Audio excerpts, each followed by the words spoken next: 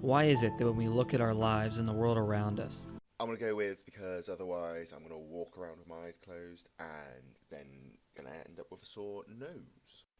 So I'm going to look at an afterlife, a Christian response. It's got not much to do with the afterlife, if I'm completely honest. Mainly just a case of narcissism, but it's an interesting idea to look at how these people do believe. if this is it and all that there ever has been, why bother even asking the question? Personally, I like to ask this question because I like to find out the truth.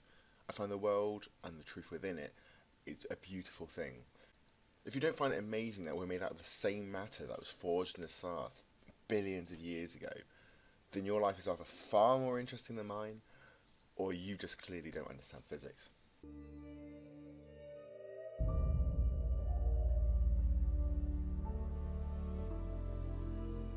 I'm sorry, but that quote is just ridiculous. That's like saying, if there is meaning, we should have found it. Yes, some might argue we have found it, but that's such a small number of people that would say that we've definitely found the ultimate meaning. Most people say they find a meaning for themselves. As an atheist, I believe that there's no true meaning. Everyone just has to find their own meaning to life. My personal meaning is to enjoy myself, to find what made the universe, to discover the universe, if you will. But I'm not going to say someone whose meaning in life is to care for other people has any less worth than mine just because it doesn't involve what I believe or a god. Is our worth as human beings dependent on our size? Are we irrelevant because we are so small compared to the cosmos? Only if we are vain enough to value this material life over eternal things. But this world and its size are nothing more than a shadow, a mirage, a hologram. Relatively speaking, compared to the cosmos, the whole fucking universe, yes, we are completely irrelevant. What I do on Earth has got nothing to do with what happens in Sagittarius dwarf sphere, the nearest galaxy at about 0.081 million light years away. So that would take light 81,000 years to reach this nearest galaxy to us. And there are galaxies that are millions of light years away. I need some evidence. I feel pretty real. I can touch things, feel things. You're going to have to define what you mean by hologram, because I think you might mean something different to what I'm interpreting. But a mirage does not determine our worth, but only those things that are real. Our connection to God, the good, the transcendent world. Oh, so just going to continue saying bullshit. That sounds like philosophy, and claiming that philosophy to be fact, not really backing up. Nice. Relative size does not determine value. If someone were to say that your newborn baby was insignificant due to its minuscule size in comparison to the universe as a whole, and therefore that your newborn baby has no value, you would think that person is absolutely crazy. Just cause compared to the whole fucking universe, that baby is insignificant, doesn't mean it is. Obviously to the mother, and to a certain extent the human race, that baby is significant. To its friends in its future, every life it touches, that baby is significant. But the universe is far greater than a small human on a rock, on a galaxy, in a small galaxy, in a small part of a solar system. Now, what about the universe as a whole?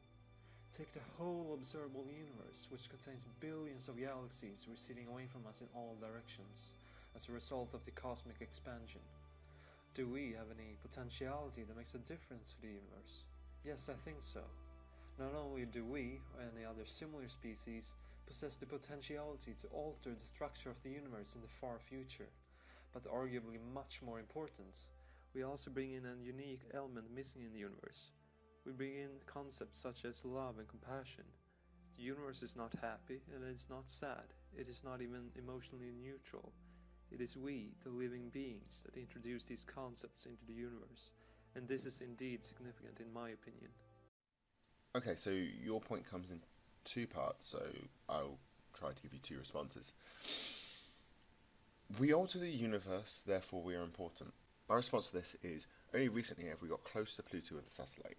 So only recently have we made a change or some sort of effect just outside of our solar system, or at the very edges of our solar system, really.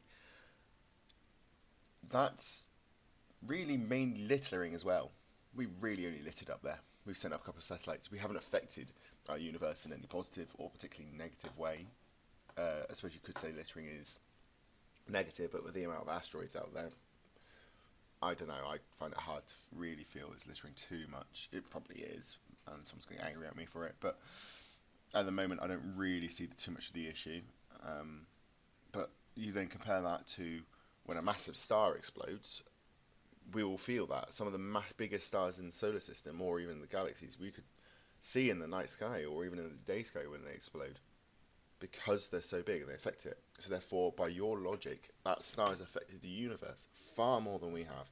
If our star, when our star goes, sorry, not if, when it goes in a couple billion years, or however long it's got, when it goes, it's going to affect us all the way up to Pluto within much less time than we've got to reach Pluto. So therefore, it's far more important.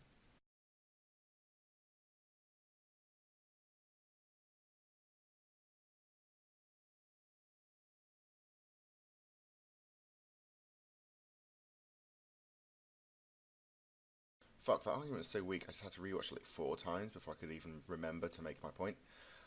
Yeah, we bring love and compassion to the universe. What's your point?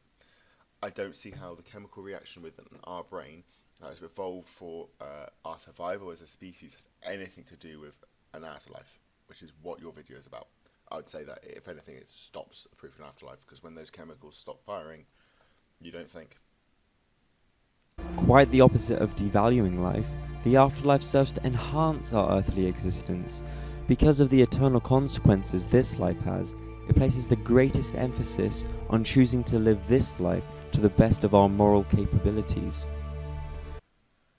So the afterlife makes the life better because we have to constantly panic and worry, knowing that we have to follow the Bible and such ridiculous commands as "Thou shalt not take the Lord's name in vain, for the Lord will not hold him guiltless who takes his name in vain." That is quite hard to do. I take the Lord's name in vain all the time, probably because I'm not Christian, but I've heard a lot of Christians say, "Oh, for God's sake, you've broken a 10 commandment." It's a bit strange one. Or even, "You shall not covet your neighbour's house. You shall not covet your neighbour's wife, nor his male servant, nor his female servant, nor his ox, nor his donkey, nor anything that is your neighbour's." So you're not allowed to be envious of things. I know I'm definitely jealous of many people's properties and wealth compared to mine. And because of that, I've committed a sin and I will be going to hell. Whoop-de-doo. I refuse to live in a life where I feel bad for living. So you're also claiming that that life is less stressful and more fun. Compare that to my life, where I've got an atheist view. I believe that when I die, I'm dead. I get to enjoy my life. I get to see my friends. I get to covet whatever I like, take the Lord's name in vain, and I don't worry about it because I know this is my one life. I know it's my one chance at happiness. And as long as I don't make someone else's life negative, why the hell shouldn't I enjoy myself? Now, some argue living for eternity would be hell, because we'd eventually run out of things to do.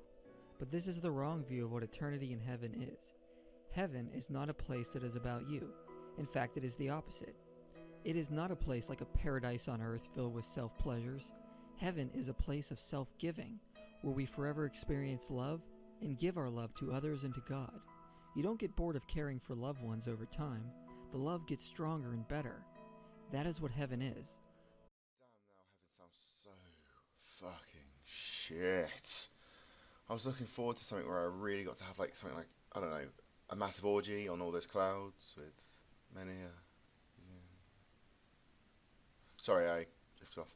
So genuinely, for a second, I do get a bit bored after caring for my nan for about 5 minutes. I do love the woman. She's a huge part of my life. She's my own grandparent left. She does mean a lot to me. But she is crazy. She repeats the same stories time and time again, and it does get tiresome. So to be honest, I do get bored of it, and it does irritate me. I love her, but I wouldn't want that to be my heaven. I wouldn't enjoy it then, and it would feel more like, in some ways, a hell. Not quite that bad, but definitely not worth suffering on this earth, as Christians seem to have to do. We say the material universe is evil, unjust, and not pleasant, but if we are just products of the material universe, then we should feel right at home in it. You know, a fish doesn't feel wet because it's made for the water, but we do because we're not aquatic creatures. If the universe is where we belong, we should feel right at home in it. See why I wouldn't. I've lived here my whole life. It feels homely. It's got the right oxygen levels. And we do feel wet if we stay in water for long enough. The reason we feel the wet is because we're in dry, and then we go to the wet in the same way that you feel cold because you've gone from hot to cold. Even then get cold water, put your hand in that, then put it in slightly warm water, and it'll feel scalding. It's that change.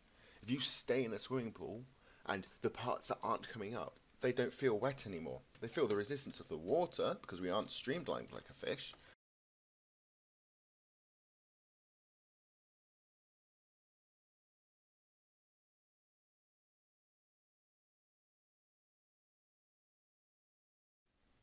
Okay, I'm going to have to break this guy down a little bit because he starts with misunderstanding science and then draws conclusions from that misunderstanding, and that's just ridiculous.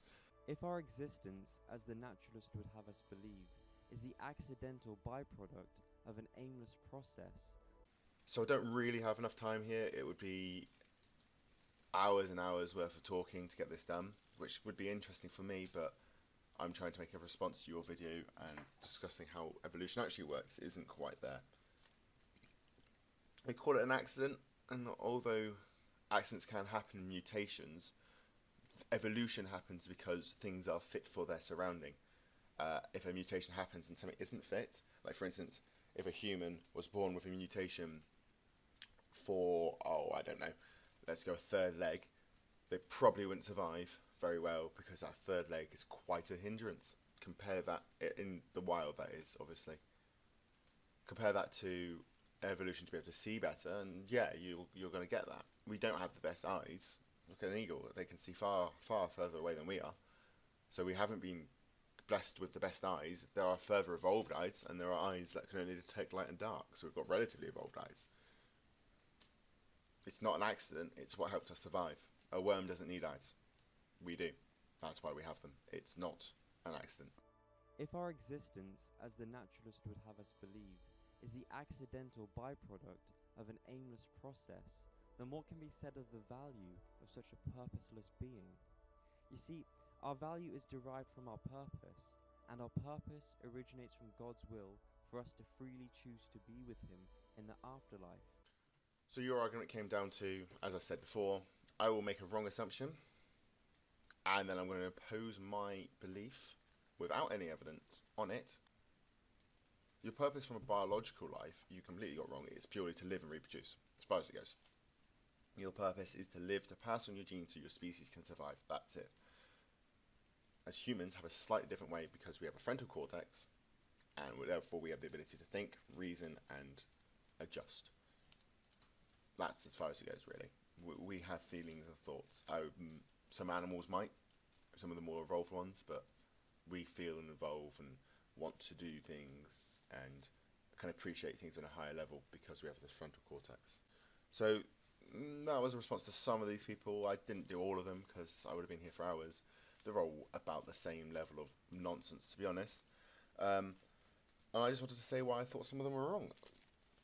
I hope that some of you found some of the points interesting, just because I know that I've got the potential for some people to say some things afterwards and go, here's the evidence. They didn't say the evidence, they're doing their personal belief, which is bullshit, because your personal belief doesn't mean anything, quite frankly, to me.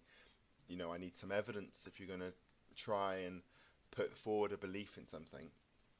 I know someone out there is going to go, oh, what about the afterlife and when people have near-death experiences? That's the voice I'm going to read that in, by the way. People do have near-death experiences. 2 types of death. 1, your heart stops. 2, your brain stops. Heart stops is the one where you have a near-death experience and you come back. Brain is still working. Brain dies, you don't think anymore. So basically, when you have a near-death experience, you're having a dream. That's why there's been no real strong evidence. Because if there was real strong evidence, you guarantee we would all have heard it by now. In the same way that there's no good evidence that praying helps someone, every study on it finds that there's no difference between when someone's prayed for and when they're not, unless the person knows they're prayed for, in which case they have more problems during aftercare or surgery. You don't hear about those studies because Christians don't shout them out. But you can guarantee if one found that praying helped, Christians would shout it out. There is no evidence for an afterlife. That's why that is a debate. Anyway, I'm going to sign off now. Have a good day, fuckers.